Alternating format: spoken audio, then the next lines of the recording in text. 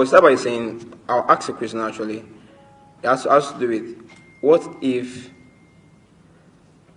Kendrick Lamar, Joko, and Drake are actually from West Africa? This actually leaves us with a very big question. Are these talents not actually in West Africa?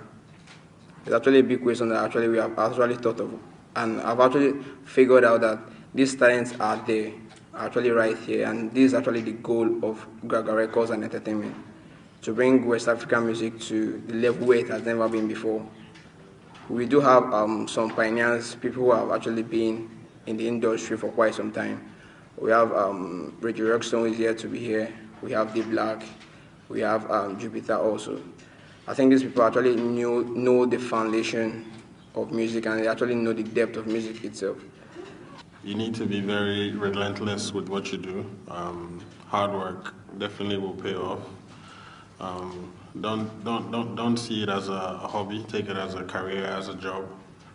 Dedicate all your time and your energy to it, if that's what you want to do with your life. If you want to be a musician, put your all into it. Definitely go and abide by your label contracts, whatever agreement you come into. Be loyal to your label. That's very important, and put your all into it. Don't take it for granted. Rehearse, record as many songs as you can, and make sure that your career lives up to your expectations and your label's expectations. Don't forget God, number one.